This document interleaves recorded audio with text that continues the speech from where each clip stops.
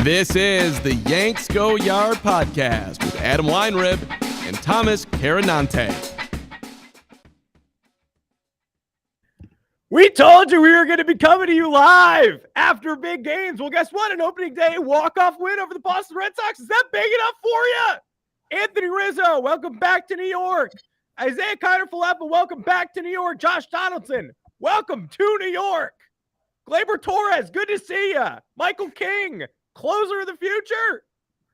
The New York Yankees have defeated the Boston Red Sox in a game started by Garrett Cole with 4-pitch walk, 2-run home run, rip single off the wall, rip double to knock in the run. 3-0, no outs in the first. The 2022 New York Yankees won that game. You thought the vibes were bad last year? Seasons aren't decided entirely on vibes, but folks, the vibes are not as bad this year as they were last year. Thomas Carannante, welcome to the live show. How you doing? Feeling great, man. Especially after all the shit that we've been taken blindsided by. Aaron Judge, the contract stuff. They got to do a press conference an hour before opening day to address all this. Coming into this year, people wondering if we had gotten worse or what's the deal? What are we doing? We're getting creative, trying to skirt around the payroll. I don't know. I like the team. Do I think other things could have been done to make it better? Sure. But guess what? We have what we have. It's opening day. You got the Red Sox on deck. You got to focus on what's in front of you. Walk off from Josh Donaldson in his Yankees debut in the bottom of the 11th. You couldn't have asked for a more resilient performance after what the Red Sox had done to us on so many occasions last year. And then once again, Garrett Cole picking up the season, unfortunately, where he left off in that fateful AL wildcard game. So for the Yankees to come back, essentially throw that stink away for now, has everybody feeling good. Energy is certainly high, and kicks off the season the right way. Last year, the Yankees were so bad at figuring out when they would win in series. They would lose like the important first game, then they would win the second game, lose the third. They would lose a highly anticipated opener, and then it was just the mix and match was always wrong. Today, you get it right. You win opening day. You set the tone. I'm not saying whatever happens after this doesn't matter, but now you're riding high. Figure it out Saturday and Sunday. Let's go. No, just as the season was over when Garrett Cole was giving up homers in the first inning, season's over now. It's done. It's over. Season's over. 1-0. No more baseball to be played, unfortunately. I know we all had fun on opening day, but that's it. That's the end of the road. No, goddamn, that was great. You got to give the Yankees credit almost across the board for sticking around in that game. And I want to say that last year's Yankees would not have punched back with that Rizzo 2-run shot, but they would have, I think, because Rizzo was doing that a lot last year. Yeah. He had a big bomb in one of those crucial Blue Jays games where they got swept and almost, fell out of the playoff picture. He hit a bomb to get them back in the wild card game. Rizzo liked doing that. The difference isn't between this year and last year so far isn't that Rizzo wouldn't have homered. It's that they would have lost anyway. That Rizzo home run immediately took momentum back like last year. Stanton following suit. Although, as someone who has watched a lot of Yankee baseball over the years, how many times have you seen Stanton go short porch at Yankee Stadium against the Red Sox in a similar situation? Yeah. Tie up the game or take a mid-game lead or whatever, and they blow it anyway again. There was a game in the middle of 2018 where I believe they were trying to sweep the Sox, and Stanton hit a grand slam right to that porch, and they lost, and that sort of set the Red Sox momentum back on its pace. That was a huge home run. And then down 4-3 on some dinky hits. Clay Holmes gets victimized by garbage. And then all of a sudden, game seems over because Garrett Whitlock is just rocking the Yankees to sleep. You have to follow all these Garrett Whitlock tweets from all these Red Sox people. They love to say that like Garrett Whitlock beating the Yankees feels extra good, but they say it like they haven't also felt extra good for a million other reasons for like 20. Like, yeah, I'm sure it does feel great, but also like winning 4 World Series is probably got to feel fucking awesome for you. So for Alex Cora, when they brought Whitlock in, the announcers were like, he's going to back up Rich Hill later this week. Like, he can't go long. The original plan was to sort of use him as this multi-inning weapon, but, now they're not going to be able to do that. And then all of a sudden he's in his 3rd inning of work anyway. And I mean, the first 2 innings of work went pretty well. The 3rd inning looked good. did not land. DJ LeMahieu lift and separate. into the right field seats. And I saw that like MLB unicorn dong account or whatever said that Stanton's and LeMahieu's wouldn't have been out in any other ballpark. First of all, I think that's weird. That LeMahieu shot cleared the fence by like 10 rows. But second, I don't care. It's your wall too. It's your dimensions. Yankees aren't the Orioles. They're not going to move the fence for no reason because they can't get pitching. This is where the fence is. You guys can hit to it too. Verdugo could have poked one out against Michael King in the top of the 11th. That certainly could have happened. He didn't do that. Nobody did that. The Red Sox did not hit a home run after Devers' bomb went out. Jabari Kelly in the comment section, 1-0. Yeah, 1-0. Again, undefeated, 1,000 winning percentage. Say whatever you want to say. Now, is this the end of the season? Yes, this is the end of the season. The Yankees have won the AL East. Absolutely not. I mean, nothing about this is final. And we're going to talk Aaron Judge in a little bit, but we're not going to let that harsh Armello because what we learned about that Aaron Judge extension, it feels like there's a lot to unpack here. And most of it's not really making me upset at the New York Yankees organization for once. So I don't even want to talk about it right now, quite frankly. Thomas Carannante, scale of 1 to Carl Pavano. Why is Trevor Story the worst free agent addition in modern baseball history?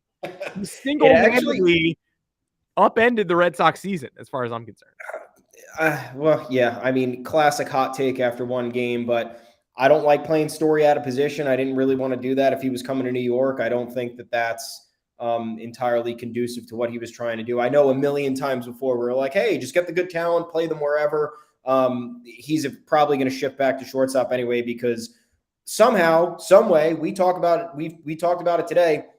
There is no ill will towards the Red Sox, who have yet to come to a contract extension agreement on 2 of their core players, Rafael Devers and Xander Bogaerts. But Judge will make all the headlines. The Yankee opposing fans are going to laugh at the Yankees for not having a deal done with Judge. It's going to say it's bad business. It's going to say, oh yeah, you're going to have this hanging over your head. What about what the Red Sox have hanging over their head? They have 2 of arguably the best left side infielders in the league. Bogaerts is going to opt out. You're not going to take care of him, who's been so good for you for however many years. Devers is, regardless of how good he is at third base or whatever his down the road projectability might be, is still really young and is one of the best players in the game. These are the guys you take care of. Haven't done it. And, the Yankees are, of course, going to get the short end of the stick by apparently offering a good deal to Aaron Judge, which once again, we'll get to in a second. We don't know. Yeah. And we know for a fact, though, if the Yankees had signed Trevor Story to a $140 million contract and he went 0 for 5 on opening day with a strikeout and failed to come through in a big moment in extra innings, that would be the discourse on Twitter. So just want to say fuck off to everybody who would have been doing that. And we're not doing it for the Red Sox, but we are looking at it and we're saying we got our eyes on it. We'll be monitoring that for the rest of the year, just like I got my eyes on it. We'll be monitoring it because we know that that's exactly the same energy that will be sent our way for literally anything. We've heard left and right. Enjoy having Stanton for the next however many years. Enjoy Garrett Cole until he's decrepit and old. Well, you'll have Trevor Story in his prime years. Probably maybe not that good, and that'll be even more validating for us to laugh at for the next 6 years or however long it is. Who cares about the Red Sox, though? They lost today. They are losers. Who do we think deserve today's honor? I know game ball is kind of a lame thing, but we got to figure out how to parse through these post gamers as we're starting to do them. I don't know. I'll take a second to think of mine. Did you have anybody off the top of your head who had the balls today? Who brought the heat? I'm going to give it to Jared Carabas, who tweeted at 2:30 p.m. Only idiots hit the ball up the middle against the Red Sox. They have 2 shortstops. Not enough people talking about that. Josh Donaldson must be the dumbest guy on earth because he found a hole, buddy.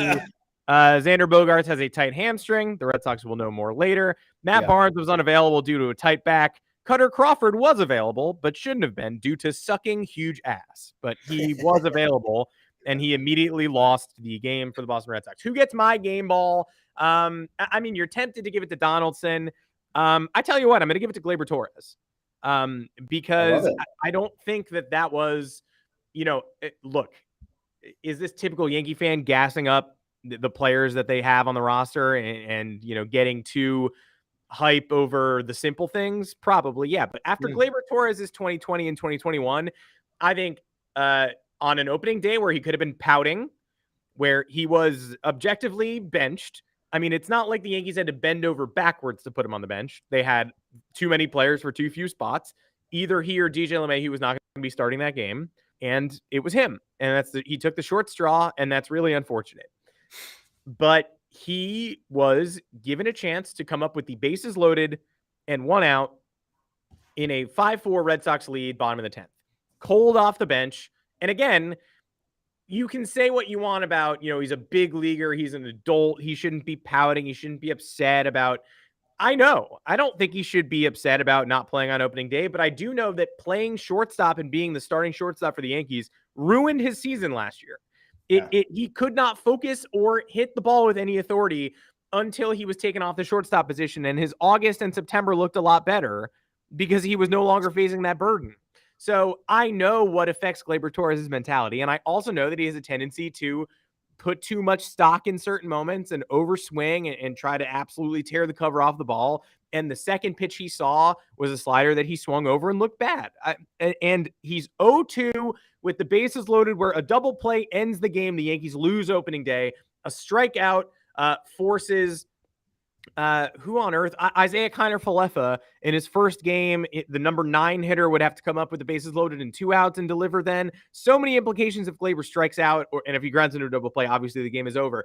And what does he do? He goes 0-2, slider at the edge of the zone, flips it out of play, which I saw him doing a lot in spring, sort of these half-hearted little flips, doesn't want that pitch, doesn't want anything to do with it, gets it out of there. And the next one he sees floats it in a relatively deep left center field for an easy sac fly. All you have to do. Now, do you want a home run? Yeah, I would have loved if Gleyber Torres had hit a walk-off grand slam. But last year, he doesn't do that. And there are many games where he's had mental blocks. And in those games, he's had much less reason to be so upset than being benched on opening day and being introduced with Marwin Gonzalez and Jose Trevino. So I would give Gleyber Torres all the credit in the world for coming through in that scenario. And again, that's all it took. And I'm also going to give him the credit there because he is not going to be mentioned as much as he should be for what was a really nice at-bat in a scenario where, again, 5-4, bases loaded, 1 out. Should the Yankees tie the game in that situation? Yes. Do the 2021 Yankees tie the game in that situation? Most likely not. So I'm giving him the credit. Who gets your immediate first reaction game ball? Michael King. And I've been a harsh critic of Michael King in the past, not mainly because of him, just because of the way the Yankees had used him. Talented guy, really good arsenal. Like I said, doesn't seem to me that the team puts him in the proper situations to succeed. Thought they did the same shit today. I do not think that was a situation where Michael King would have been able to succeed. No. You're putting in a young pitcher in extra innings with the Rob Manfred rule. You got a guy hanging out on second base at the beginning of every inning, so it makes your job that much harder. One bloop single ruins your outing and could ruin the entire game. That's all Michael King pretty much gave up. He walked a hitter and gave up that bloop. Well, he didn't even walk a hitter. They intentionally walked Devers in that inning, and Xander Bogaerts poked a little blooper into left field, and that put the Red Sox ahead before the Yankees had to respond with Torres' shot. But King went another inning, struck out 3 batters through 23 pitches, got out of the second inning unscathed, and then the Yankees go ahead and walk it off in the bottom half. And this is even more telling about kind of his ability to stand strong in these outings is because Aroldis Chapman comes in the 9th, throws 12 pitches, and you're sitting there like, okay, yeah, probably bring Aroldis Chapman out for the 10th and see what happens. And then maybe he gets a batter out with 1 pitch, and then you can live to see another batter or 2 and whatever, figure it out. Classic. We don't do it. Why ever make somebody else's job a little bit more different when it's very easy to do so? The Yankees do not do that. Chapman, 12 pitches, done for the day. That's the end of it. Michael King comes in, high leverage situation, opening day, packed house at Yankee Stadium. Boston Red Sox faces the best hitters on the team, ends up getting the job done because, once again, like I said, 1 hit. If you're giving up 1 hit in those 2 innings, facing those batters under those circumstances, that's a win. That saved the game for me. And after the poor pitching performances we saw as a whole today, Garrett Cole did not have his stuff. Clay Holmes, rocky outing. that was tops for me. I know a number of other guys held it down. Chapman had a great ninth. Wandy Peralta came in, shut the door. Loizaga had 1 1/3 scoreless. Miguel Castro got out of that jam in the 6th, and Chad Green threw a scoreless frame. But King in the hardest situation with an undefined role. We still don't know what his role is. I thought he was going to be a multi-inning. Really, I thought he would have came in after Garrett Cole today. Instead, he's coming in for the 10th and the 11th during high leverage runner on second situation. So that's it for me. Yeah, Wandy Peralta with the old Don Draper, shut the door. Wandy Peralta with the Don Draper from the next week on Mad Men promos. Jose Trevino also just 5 pitches, 4 strikes. Did you see what Jose just tweeted? It's like it's a Fat Joe lean back gif. I don't know. Good. I think we're gonna love this guy. I think we really are. He seems pretty dope. The vibes so far are much better than expected. I would give. I mean, honestly, I'd go down the whole list and give game balls, and we haven't even mentioned the guy who walked off and won the baseball game, Josh Donaldson. Right. Again, the runner's sitting there on second for you. It's not like they worked incredibly hard to get there, but Red Sox had the free guy. Alex Verdugo couldn't do it. This felt like the Alex Verdugo game because he robbed DJ of a run-scoring double. He robbed somebody else on a liner in the exact same spot. He dove and caught another one. He snuck one. He snuck one through the infield. The bleacher creature started chanting "fuck Verdugo" in the middle of this game, which usually is around the time when that person makes you pay. So after Glaber ties it up, it doesn't win the game. You got Verdugo with the runner on second. It feels like he's going deep to make it 6-4. You strike him out. That inning takes on a completely different tenor. And then Trevor Story, obviously the worst player on the field in this game, strikes out with very little consequence right afterwards.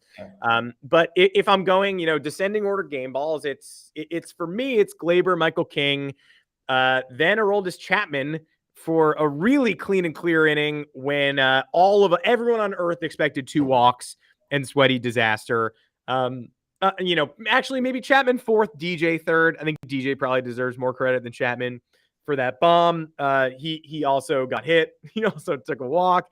He also should have knocked in a run earlier in the game if Verdugo hadn't gotten him.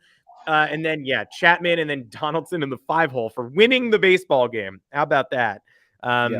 Aaron Judge and Garrett Cole tied for literal last because of the antics at the beginning of the game as well as the pregame festivities. So let's talk about Aaron Judge real quick. You hit the nail on the head, and we said this back and forth to each other 10 times during this game. You're going to hear about Aaron Judge's contract extension every Yankee broadcast. Not the local ones, but they're on Apple TV 20 times. You're going to hear about it on Apple TV. You're going to hear about the Aaron Judge extension when Matt Vasgersian or Bob Costas has one. Of course, the Yankees, who used to be flexing their financial might, can't find the pennies to make Aaron Judge a long-term member of the roster. The 1-2, swung and a miss, strike 3, Judge back to the dugout. Because, of course, he also struck out as that was being recounted. You're going to hear that on every National Yankees game. You are not going to hear a single person mention, by the way, Rafael Devers also had the same ultimatum opening day and also said, no deal. We did not get anything done, not even close. Xander Bogaerts had the same ultimatum, and when he got asked, are you guys close on an extension? He said, nah. Not no, nah. So not even a little bit. And he hurt himself on opening day. That's not great either. But the vibes for the Red Sox are just as bad, if not worse, than the Yankees vibes. But you're going to hear about Judge all day, every day. Now, we learned about this story trickling in pieces. First off, this morning, 2 days ago, Carlos Beltran said the deal was done. So that was interesting. This morning, we start hearing unlikely they're going to have a deal. Great. Then we get the Yankees offer, and it's like 7 years, 210 we start hearing, and it's like, if they're telling you that, that's because they want you to think that they're the good guys here. Like, there's a reason they want you to know their numbers. And then, of course, Brian Cashman calls a surprise press conference. The most gullible people among us wake up and they're like, why would he call a surprise press conference to say he didn't sign Judge? Smash cut to the press conference starts and he's like, we didn't sign Judge. And it's like, that's why, because he just has no decorum in Brian Cashman's game at all. That's how we decided to start opening day by saying, we wish we had Aaron Judge for longer, but we don't. Moving along. So that's why there's a pall over the game, because Brian Cashman did it himself. And so some people are mad at the Yankees for not going that extra mile and being the franchise that they used to be. I understand that. Some people are mad at Judge for unreasonable demands and saying he wants to be a Yankee for life, but not signing a contract that I think most of us look at and go, second highest AAV for an outfielder in baseball history. Like Aaron Judge is 30 years old. You might want to take that. And 7 years isn't 5 years. And it's not like it's that much money, but over 12 years. And it's stretched out like crazy. Like all of this deal seems pretty reasonable. And then midway through the game, Brendan Cuddy tweets out his own article with the contract demands reportedly from Judge's camp of 9 years and a higher AAV. And then I think unilaterally people are like, if that's the Judge number, he's not staying here, and the Yankees need to not acquiesce to that number. Correct. I don't know what else he might be looking for. I know earlier in the offseason there were the comps with the Anthony Rendon contract with the Angels back in after the 2019 season when he signed for 7 years and $245 million. But even before then, Anthony Rendon had a larger track record before his age 30 season and was mostly healthy. I agree. There's got to be a catch. Maybe there was, maybe they weren't willing to offer a no trade clause. Maybe there was deferred money. Maybe they never mentioned those numbers to Judge. Yeah, maybe that's the first time they ever said those numbers. We don't know. Yeah. Maybe there were team opt-outs. Like, we don't know. We don't know those specifics, and maybe those come out in the next few days, and that changes the narrative, and that's fine. We're addressing that. We understand that that's a caveat here, but on the surface, if you have the Yankees holding a press conference an hour before opening day to tell you that they offered 7 years and $30.5 million as an average annual value on the contract, which makes Judge the second highest paid outfielder in the game behind Mike Trout, who has multiple MVPs. I don't know how you do much better than that, especially because next year will be your age 31 season. So typically the older you get, the less of a commitment there is. Maybe he's looking for a higher AAV and shorter term, but then, like, why wouldn't the Yankees offer that? I feel like that makes sense. Very, very complicated and tough to parse through. Because this is a tough situation. I felt if that is the true Yankees offer, I think that's as fair as it can get based on the production you've gotten from Judge since his MLB debut and the risk that you're taking given his injury history. I don't think Judge is an injury-prone player. A lot of the stuff that he's run into were just unlucky injuries. But the fact of the matter is you're not on the field for X amount of years, then typically the offers would be less generous than that. And we've seen other teams get a lot less generous than that. Boston Red Sox, very much under that category with whatever they offered Mookie Betts. It clearly wasn't what he thought he was worth based on his availability, based on him winning an MVP and delivering a World Series. So a lot of these other situations encompass a lot more on the player end based on individual success and even team-wide success. And the Yankees don't have that with Aaron Judge for the most part. Yes, he got robbed of the MVP in 2017. We could talk about that ad nauseum. We still do. But $30.5 million AAV is extremely, extremely like right on. We thought it would be like 28, honestly, we thought max 30. And I'm not saying them going the 0.5 over is that much more, but now I was thinking the reasons why was because those other things, the deferred money, the opt-outs, or the no trade clause. And then you think about the arbitration salary. Were they not willing to go to the 21? Were they willing to talk about just the 17 that they offered? Was that a caveat in the deal? It was like, hey, if you're signing this deal, you're taking the money that we had filed for an arbitration, which was $4 million apart from Judge's filing. I don't know. It seemed like that because a lot of the other reports are saying, oh, it's a shade over $230 million, which would mean it was right at the $17 million because the 7 years at $30.5 million a year comes out to $213.5 million. So I don't know. Based on the demands that we heard from Cuddy, that makes me think he is gambling on his 2022 season to be one of the best of his career. And if that's the case, maybe he gets that on the open market, but I still think that's going to be a tough get on the open market. Once again, given his age and given a lack of movement on the free agency market in the last 4 or 5 years. Bryce Harper didn't sign until super late in the offseason. So did Machado that year. Carlos Correa had problems getting the deal that he wanted this offseason because of injury concerns, because of longevity concerns. And that's the same thing Judge is dealing with. Judge is not 26, 27 years old like a couple of these other guys. So it's going to be a lot different. I thought if that's true, once again, generous offer from the Yankees. We'll wait and see what the caveats here were. I think it's crazy to gamble on yourself after having that amount. This isn't like a pre-arbitration extension where you're surrendering free agent years. This is contract year, buck up, take your money. Judge betting on himself in a big way. I do respect it. I do think it could also lend to a certain sense of urgency among the team as well. With their aspirations, you now seriously do not know if Aaron Judge will be a Yankee after the season, and it creates a little bit more of a frantic yet live in the moment type situation. So we'll see. I don't know. I think it's wild that he did not accept that. Wild. And I am sort of stuck in the middle, right? Do I want to keep Aaron Judge long-term? Absolutely. Yeah. And do I think it's ridiculous to laugh at, like, the Red Sox fans I'm seeing are laughing at the Yankees for even offering him 7 years. And it's like, I mean, that's just something the Yankees can absorb. They just can. Yeah. So you can't like, if he signed 7 years, 210, you do not get to be like, oh, thank God the Yankees extended the face of the franchise for 7 years at a reasonable rate. You don't get to do that. But if the Yankees paid the 9 years and $300 million or whatnot, then yeah, you can laugh at that because that is more unreasonable than paying Mookie Betts that money. Mm-hmm. According to John Heyman, and this just dropped, according to John Heyman, so worth a grain of salt, Aaron Judge countered the Yankees offer at 10 years, 36 mil AAV. That is Francisco Lindor's money. And he is a better player than Francisco Lindor, I think. But he's older and he's breaking down and you can't pay that. So if that's what Aaron Judge is countering with, you cannot do that. So all of this is to say, I would extend Aaron Judge. I would go a little bit above and beyond. I would not go that far above and beyond. I would go a little bit beyond what the Yankees are offering today. And if it comes down to Judge rejects 7 years, 210 here, then Judge signs 7 years, 220 in San Francisco, then throw your apple cores. Yeah. But if Judge is going so far beyond, I am also old school. And I think Aaron Judge is the favorite of a lot of people who have not seen the consistent winning that Yankee fans for a really long time became accustomed to.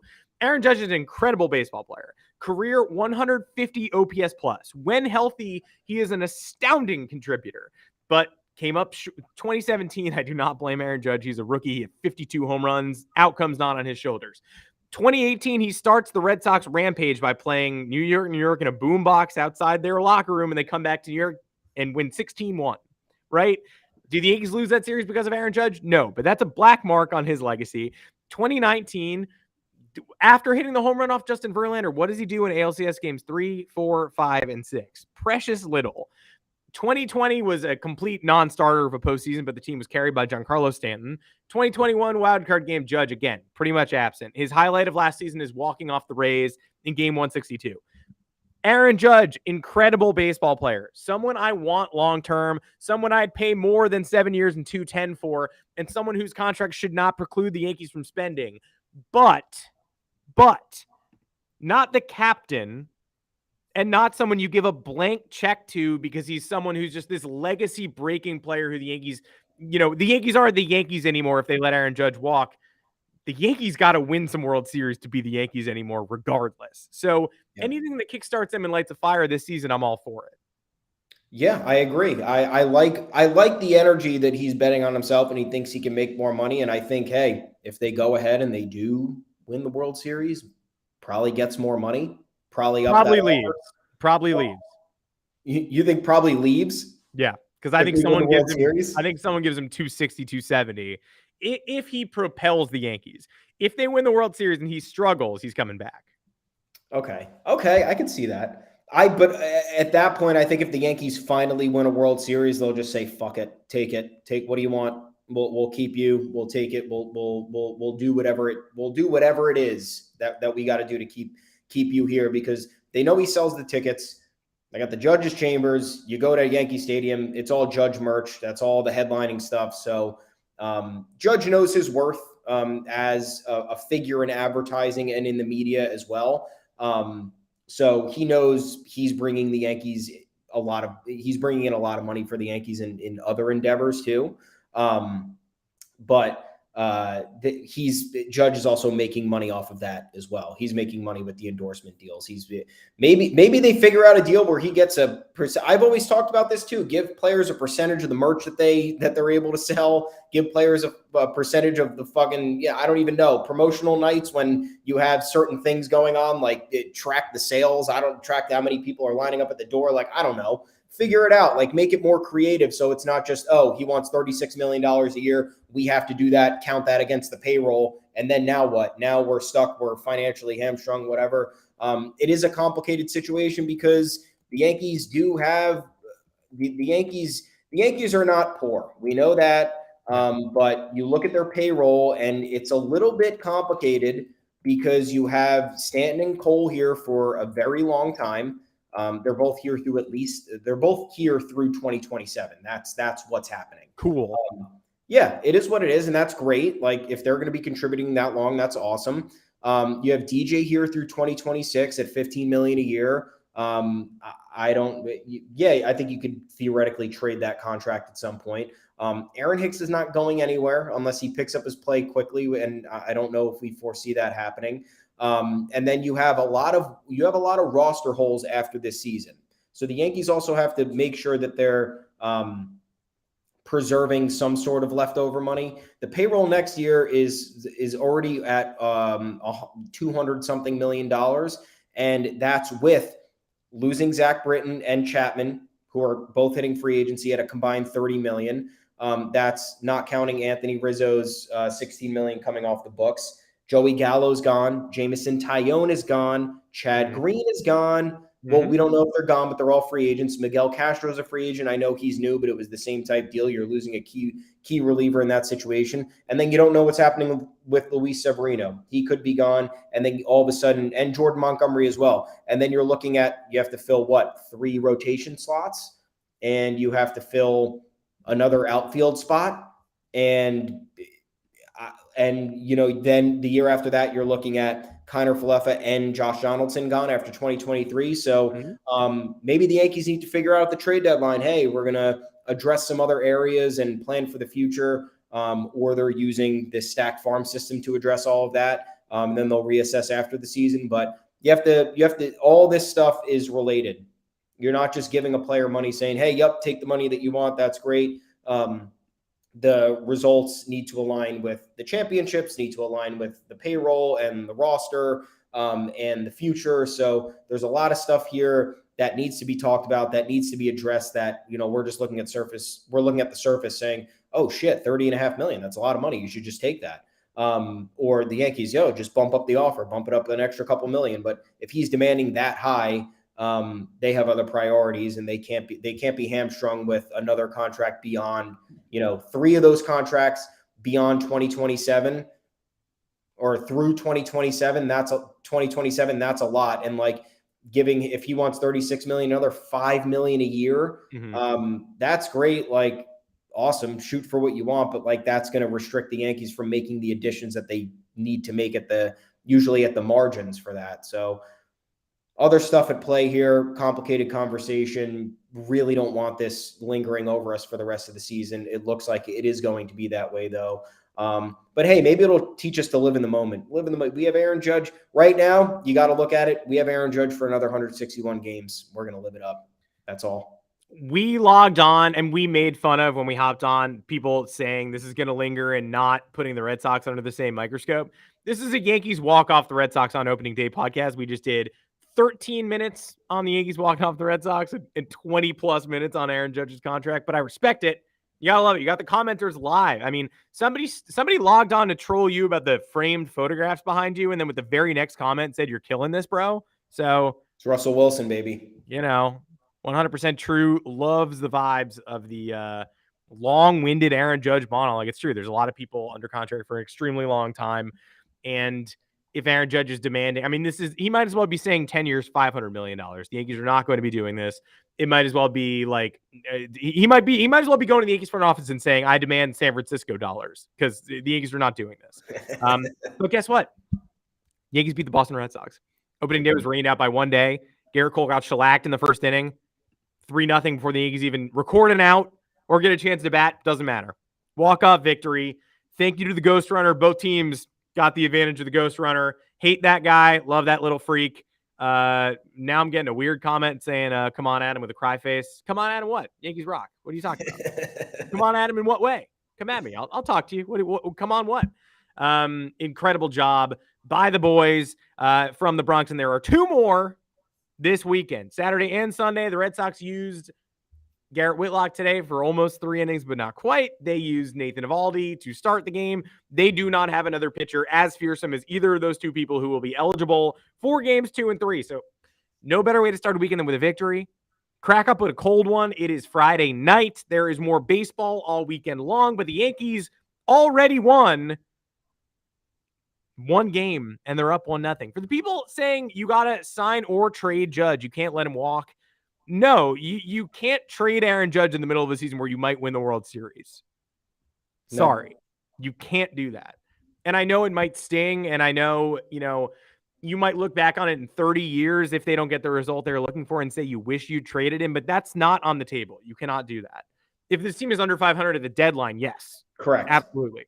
But if this is a contender like they think they are, then don't even entertain it. If they're falling off the map and off the table, then for sure, absolutely 100%. Sell them to a contender, stick them with the bill. But until then, you cannot make that happen at all. That is it for the live show, I would say. Thomas Carannante, any late additions? Anything you want to add before we drop off? We should give good vibes to Garrett Cole. Fine vibes. He's given up 19 earned runs in 33 innings against the Red Sox since becoming Yankees ace. It sucks. It's not good for the general image of what an ace should be against your most hated rival. It's not good for the people who flame his contract, which we can have a conversation about that another day. But let the guy breathe. First game of the season, wasn't entirely fully ready heading into spring training. We knew he'd be limited today, and the limitations took a little bit more of a turn for the worse than we had expected. But the Yankees dug out of it. He limited the damage in the end. It could have been a lot worse. We were sitting there wondering if that would be a 6-run inning. It was only 3 runs, kept the Yankees in striking distance. We would like to see 7 innings, 1 earned next time. We're not going to get that every time, but don't be too down on Garrett Cole. He's going to come back and he's going to do what he's got to do. Gio Urshela homered off Robbie Ray. Nice. I love it. Twins Mariners. Also, I'll just leave you with the Xander Bogaerts quote on his injury. I don't know what it was. It wasn't good, though. I tried to do whatever to not feel it, and it kind of went away for a little bit. It was a good sign. It wasn't a normal thing that happens every day. Trevor Story at shortstop tomorrow? Question mark? Perhaps. We will see you for more Yankees baseball Saturday afternoon, 4 o'clock Eastern time. We will not be live after that game. However, we will be together in the same space. So you never know. You might get a live podcast if you just come and find us. You never know. But until then, you can find us next week on Apple Podcasts, Google Podcasts, Spotify, wherever you get your podcast.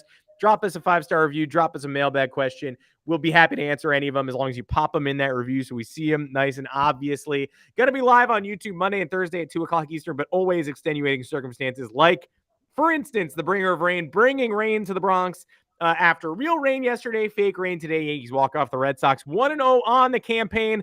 Until next time, I'm Adam Weinrib. You can find me on Twitter at Adam Weinrib. Thomas Carannante, where can the people find you? At Tommy's_takes. You can also find both of us and our bylines at yanksgoyard.com. Plenty of content there. Booked out most of the weekend. We're going to have some live coverage on Saturday and Sunday as well. Head on over to the official Yanks Go Yard Twitter account too, at Yanks Go Yard FS. Retweet a bunch of cool shit there.